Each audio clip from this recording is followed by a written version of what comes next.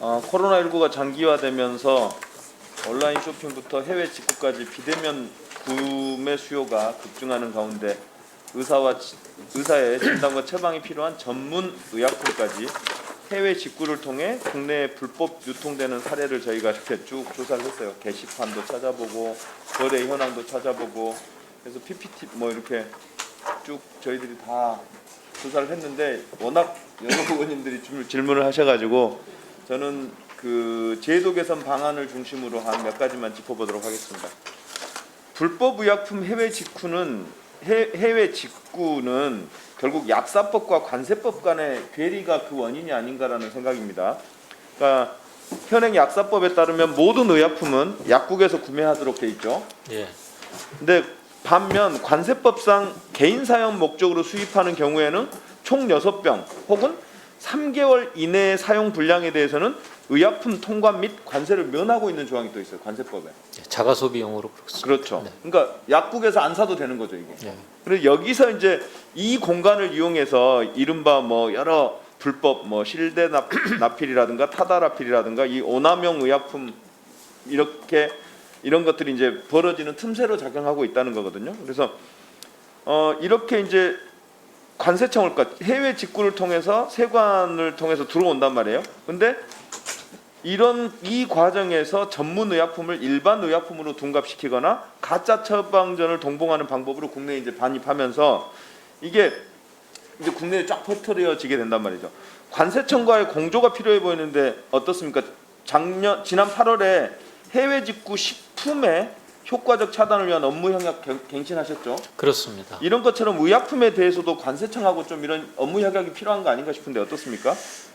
예, 그 범위 내에서도 저희가 가능한 방법이 있는지를 찾아보겠고요. 네. 그리고 말씀 주신 대로 결국은 이 정보를 공유하고 협업을 해야지만 그 효과적인 차단이 가능하다라는 게 저희들 판단입니다. 그래서 결국 관세청에서 우편물 등에 대해서 통관관리 감독, 특히 의약품에 대한 통관관리 감독은 관세청한테 그런 정보를 주고 서로 주고받는 이런 업무 협약이 반드시 필요해 보입니다. 예. 이런 구조적인 개선 방안이 있어야 되는 거 아닌가 싶습니다.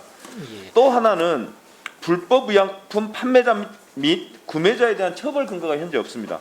약사법 제93조에 따르면 전문 의약품을 의사의 처방 없이 일반인이 판매하면 5년 이하 징역 또는 5천만 원 이하 벌금에 처할 수 있도록 돼 있는데 현행법상 외국의 사업 소재지를 둔 해외 직구 사이트를 처벌할 방법이 없어요. 맞죠? 예. 마찬가지로 국내에서 불법으로 약물 유통이 이루어진다 하더라도 구매자를 처벌할 방법이 없습니다.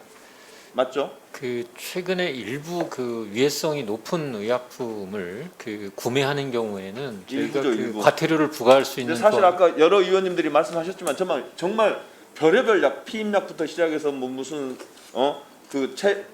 근육 강화시켜주는 약, 스테로이드제들, 그다음에 이런 성기능 장애를 푸는 전방위적으로 들어오고 있단 말이에요. 이걸 좀 더 확대해야 될 필요가 있고요. 또 하나는 국제적 공모를 할 수 있는 방법은 없느냐. 예를 들어서 그 약들을 파는 것들도 그 국내법들을 위반하고 있을 거 아니에요. 그러면 그 어떤 해외의 그 나라의 어떤 식약처라든가 혹은 관세청이라든가 이런 기능을 하는 기구들과의 어떤 공조를 하면 어떠냐. 이런 것도 한번 고민해 볼 때가 된 거 아닌가 싶습니다. 네. 왜냐하면 이게 전 세계적인 문제일 거란 말이에요. 그런 거 한번 검토해 주시겠습니까? 예, 같이 검토하겠습니다. 또 하나는 모니터링을 통해서 이제 불법 의약품 마약류를 적발하더라도 이 사이트를 차단하는 권한이 식약처가 아닌 방통위에 있죠.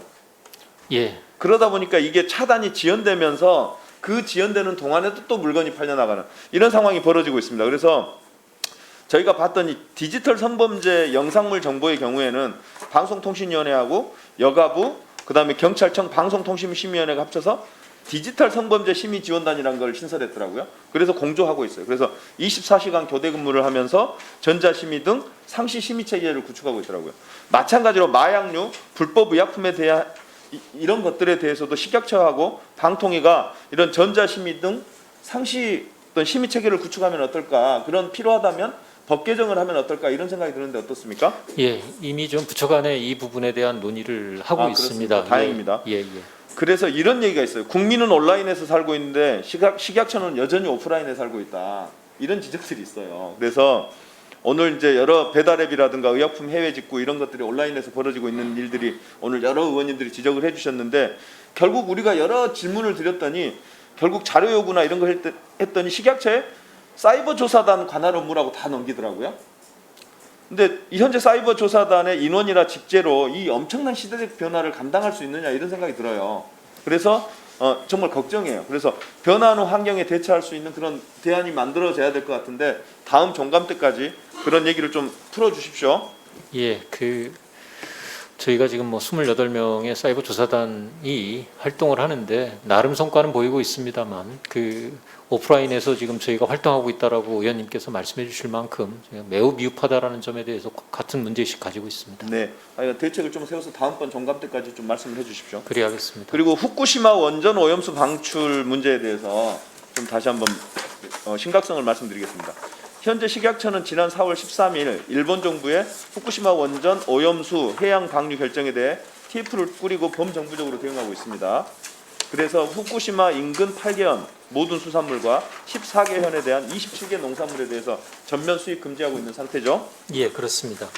그리고 수입식품 방사능 안전정보 홈페이지를 개설해가지고 방사능 검사 현황이라든가 방사능 통관 정보 등을 일본산 식품에 대한 이런 정보들을 국민들에게 투명하게 공개 중이에요. 이건 참 잘하는 일이라고 생각합니다.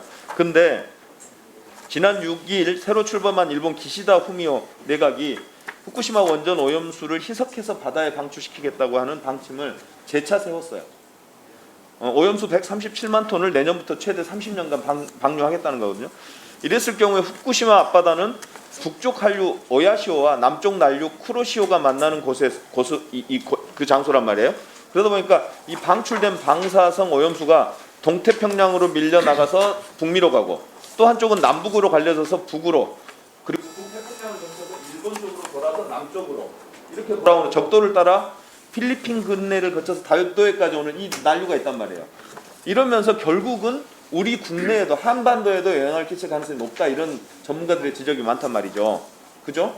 네, 그렇습니다. 이 상황 후쿠시마 원전 오염수 방출 문제에 대해서 식약처가 정말 처해 명운을 걸고 막아야 됩니다. 네. 이게 국내 농수산물을 만드는 농업민들은 아주 생존이 걸린 문제입니다.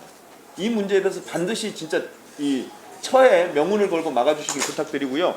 일본 방사능 오염 가능성이 있는 일본 농산물에 대해서 농수산물에 대해서 이 철저한 감시 감독 요거 더 강화해 주시기를 부탁드립니다. 예. 그리고 마지막으로 최소 잔여형 우리가 자랑하고 있는 최소 잔여형 주사기에 대해서 좀 몇 가지 지적해 볼게요. 최근 3년간 주사기하고 수액 세트에서 이물 혼입이 많이 발견되고 있습니다.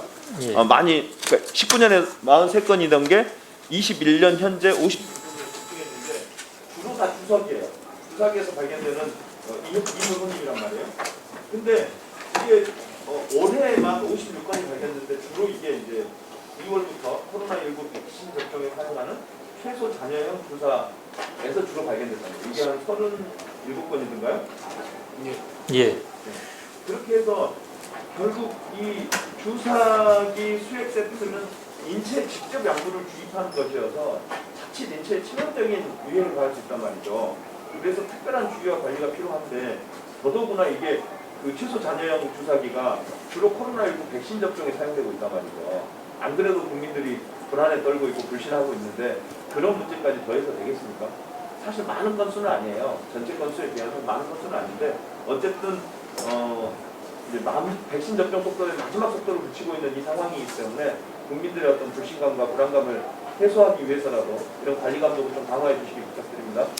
예, 그 이물에 대해서는 저희가 지금 접종 전에 발견된 케이스긴 합니다만 위험도 평가를 늘 거치고 있고요.